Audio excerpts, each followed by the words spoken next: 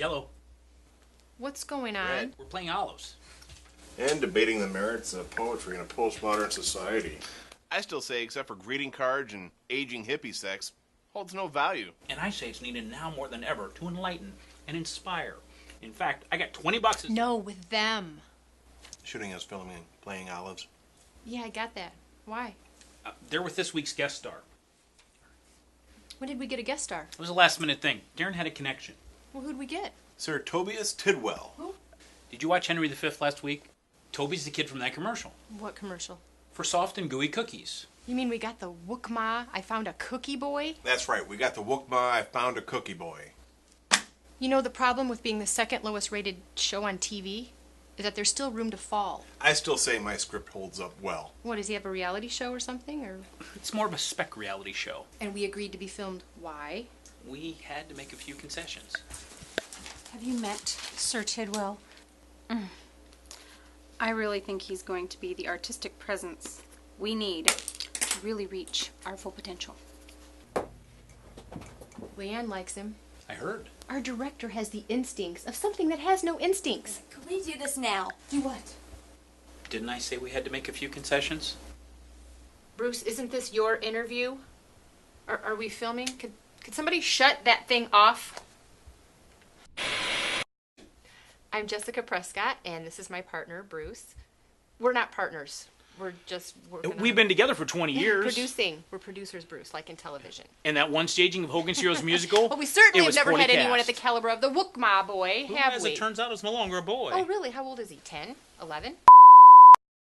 16, right in that perfectly awkward adolescent stage. I guess that Wookma commercial's been around a while. Apparently. So how did we get so lucky to land this gem? Darren, he had a connection. Okay, we're second to last place show, and you're still talking to Darren? Darren had a good Don't idea for listen the to Darren. Wookma Why are boy. you talking to That's right, Darren, our head writer, whose earlier genius antics included a dwarf episode, Weather Channel homage, and my personal favorite, a theme show inspired by Central American folklore.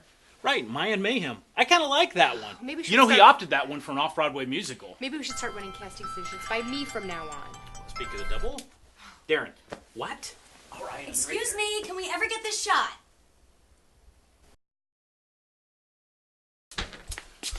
What's the problem?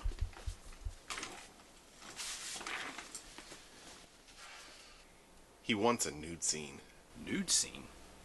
He says he wants to use it to springboard to more adult roles. We're a network show, and he's only 16. You know kids these days are in such a hurry to grow up. He said he wants us to use a black bar. Specifically an 18-inch black bar. I told him you wouldn't go for anything other than a fuzzy oval. It's pixelated! Don't get me started on pixelated. No. The simple answer is no. And if he doesn't like it, I'm sure we can do without the Wookma boy. What?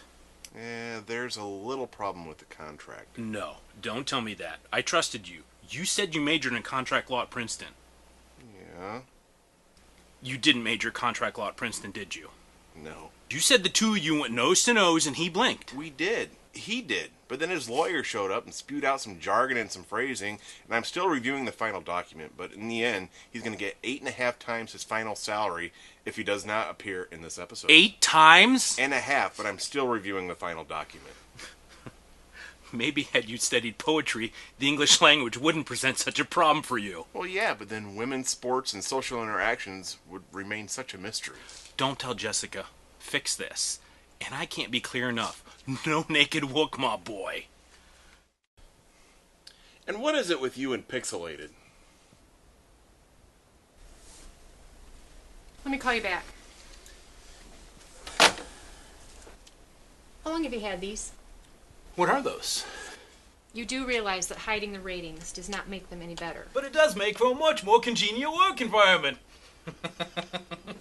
Where are you going? Playtime is over, Bruce. Now the adults have to deal with the real issues. Okay, I realize that was a veiled reference to my adolescent behavior, but that still doesn't tell me where you're going. Actually, that was an overt reference to your adolescent behavior. I have a meeting with Frank. Frank? Yeah, you know, Frank. He's the assistant to Dean Wilmington, VP of Development. Oh, Wilmington's assistant. What? Nothing. No, tell me, what? Try to control yourself. You tend to get a little defensive around authority. That's ridiculous.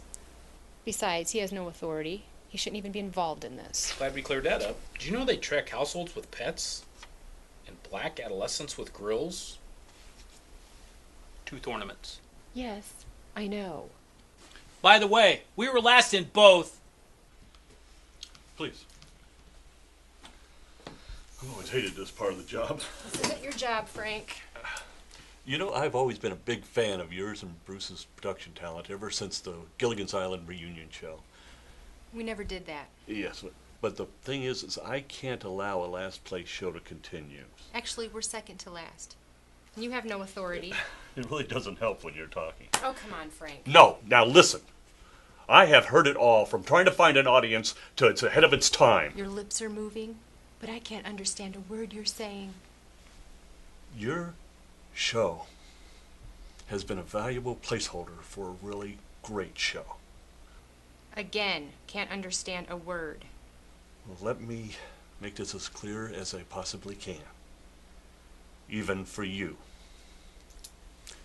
You represent your little show. My office represents the network.